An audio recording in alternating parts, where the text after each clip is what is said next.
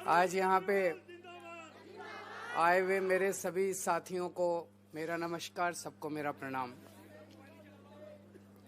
दोस्तों, अभी 3 दिन पहले हमने देखा कि किस तरह से संसद के अंदर देश के गृह मंत्री और भारतीय जनता पार्टी के लीडर अमित शाह जी ने संसद में बाबा साहब अम्बेडकर का अपमान किया। जो शब्द उन्होंने इस्तेमाल किए वो शब्द तो अपमान करने वाले थे ही, लेकिन जिस लहजे से उन्होंने बोला, उन्होंने उनका मजाक उड़ाया। उन्होंने बाबा साहब अम्बेडकर का मजाक उड़ाया। उन्होंने कहा अम्बेडकर अम्बेडकर अम्बेडकर कहना आजकल फैशन हो गया है। उससे मुझे पर्सनली, मैं बाबा साहब अम्बेडकर का अपने आप को भक्त मानता हूं, मुझे पर्सनली बहुत दुख हुआ और मैं समझता हूं कि बाबा साहब को चाहने वाले करोड़ों करोड़ों लोगों को दुनिया भर में बेहद पीड़ा पहुंची उससे।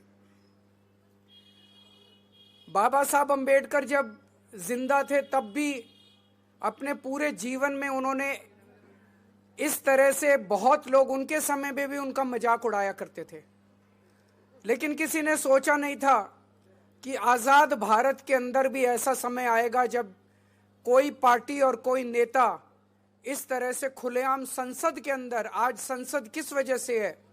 संसद बाबा साहब अम्बेडकर के संविधान की वजह से है। उस संसद के अंदर बैठ के बाबा साहब अम्बेडकर का खुलेआम मजाक उड़ाया जाएगा, किसी ने सोचा भी नहीं था। एक तरफ हम उसकी कड़ी निंदा करते हैं, भारतीय जनता पार्टी की कड़ी निंदा करते हैं, उनके नेताओं की कड़ी निंदा करते हैं जिन्होंने खुलेआम इस तरह से बाबा साहब अम्बेडकर का मजाक उड़ाया, लेकिन उसके जवाब में आज मैं बाबा साहब अम्बेडकर के सम्मान में एक बहुत बड़ी घोषणा करने जा रहा हूं।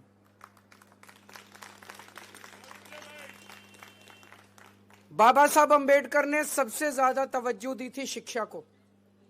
उन्होंने कहा था कि अगर हमारे समाज को आगे बढ़ना है तो एक ही चीज है जो हमारे समाज को एक पीढ़ी के अंदर सबको बराबर खड़ा कर सकती है, और वो है शिक्षा।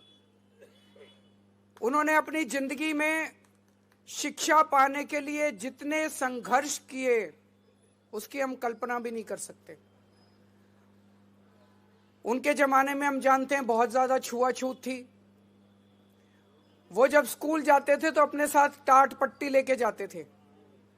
क्लास के बाहर उनको बिठा दिया जाता था, वो टाट पट्टी पे बैठते थे और उनको कहा जाता था अंदर जो टीचर बोल रहा है उसकी आवाज आ रही होगी, उस आवाज को सुन के तुम पढ़ लेना।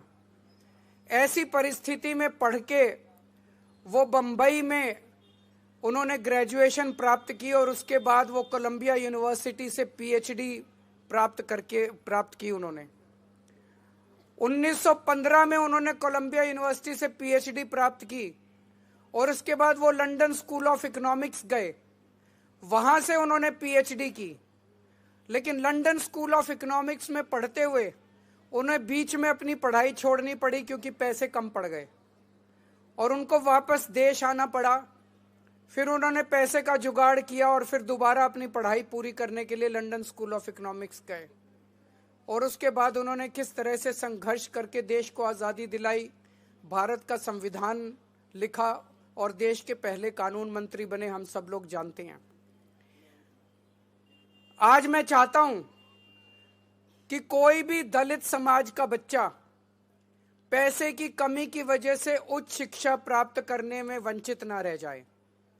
इसलिए आज मैं डॉक्टर अंबेडकर स्कॉलरशिप का ऐलान करता हूं कि दलित समाज का कोई भी बच्चा अगर दुनिया की किसी भी टॉप की यूनिवर्सिटी में पढ़ना चाहेगा तो वो बच्चा उस यूनिवर्सिटी में एडमिशन ले ले। बस एडमिशन लेने के बाद उसका सारा पढ़ाई का खर्चा, आने जाने का खर्चा, सारा खर्चा दिल्ली सरकार वहन करेगी।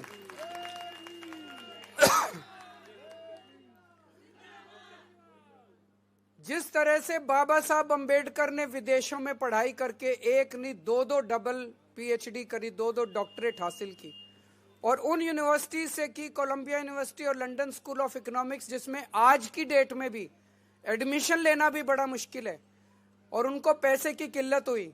लेकिन आज हम आज़ाद भारत में सांस ले रहे हैं। आज़ाद भारत में किसी बच्चे को फॉरेन यूनिवर्सिटी में पढ़ने की दिक्कत नहीं होनी चाहिए।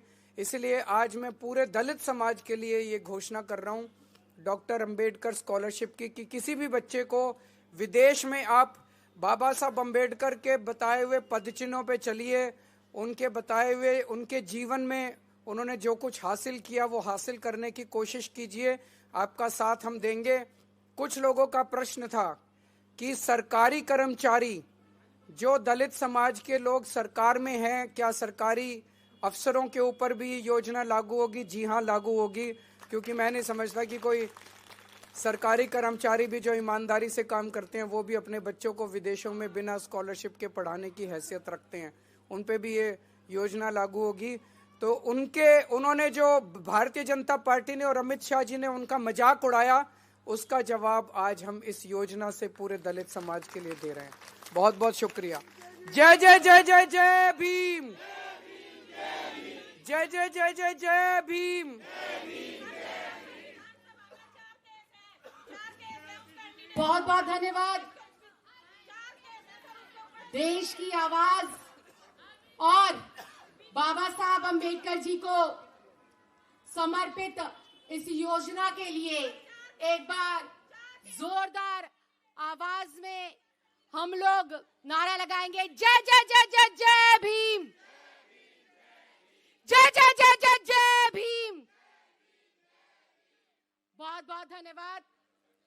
मंच पर उपस्थित आम आदमी पार्टी के राष्ट्रीय संयोजक, और जैसा मैंने अभी थोड़ी देर पहले कहा था कि डॉक्टर भीमराव अंबेडकर जी के अधूरे सपनों को आजादी के 75 साल के बाद अगर कोई पूरा करने का प्रण लेकर चले हुए हैं तो वो एक ही नाम और एक ही पहचान है, आम आदमी पार्टी और अरविंद केजरीवाल। अरविंद केजरीवाल जी के और आम आदमी पार्टी की ऐतिहासिक योजना मुझे लगता है दिल्ली के दबे कुचले समाज के बच्चों को वैश्विक स्तर पर बड़ी से बड़ी डिग्री हासिल करने का ना सिर्फ मौका देगी बल्कि दबे कुचले समाज को अग्रिम पंक्ति में लाकर खड़ा करने में मील का पत्थर साबित होगी। बीते 3 दिन पहले जिस प्रकार से संसद में ये कहा गया कि अंबेडकर अंबेडकर अंबेडकर एक फैशन बन गया है, तो उन लोगों को मैं कहना चाहती हूँ, अंबेडकर एक फैशन नहीं, अंबेडकर एक पैशन है, और वो पैशन है शिक्षित करने का। अंबेडकर वो पैशन है दलित समाज को अग्रिम पंक्ति में लाकर समानता का अधिकार देने का। अंबेडकर वो पैशन है महिलाओं के ऊपर हो रहे अत्याचार को खत्म कर कर महिलाओं को सम्मान देने का और आर्थिक तौर पर मजबूत करने का। और डॉक्टर राव अंबेडकर जी के उस पैशन को फॉलो कर रहे हैं दिल्ली के लोकप्रिय नेता, हम सब के भाई, दिल्ली के बेटे अरविंद केजरीवाल। एक ऐसा नेता, एक ऐसा भाई जो दिन रात 24 घंटे सिर्फ और सिर्फ बाबा साहब के पद चिन्हों पर चलने का काम करता है, उनकी जीवनी को पढ़कर उनके मार्गदर्शन में चलने का काम करता है, संघर्ष करता है सत्ता विरोधी और तानाशाही और लोकतंत्र विरोधी लोगों के साथ, और संघर्ष करता है देश की एकता, अखंडता, भाईचारे को मजबूत करने के लिए और शिक्षित करने के लिए समय समय पर शिक्षा जगत में ऐतिहासिक क्रांतिकारी कदम उठाकर देश के हाशिए पर पड़े हुए, दिल्ली के हाशिए पर पड़े हुए बहनों को, बेटियों को, दलितों को, अगड़े को, पिछड़े को शिक्षित करने का मौका देता है, स्वस्थ करने का मौका देता है और अग्रिम पंक्ति में लोकतंत्र के अंदर जो है अपनी हिस्सेदारी को मजबूत करने का मौका देता है। आप सबको आज की इस ऐतिहासिक योजना के लिए अरविंद केजरीवाल जी की ओर से और पूरी दिल्ली वासियों की ओर से खूब खूब बधाई, खूब खूब शुभकामनाएं। मैं चाहूंगी कि अब सब लोग, हम लोग राष्ट्रीय गान के लिए अपने अपने स्थान पर खड़े हो जाएं।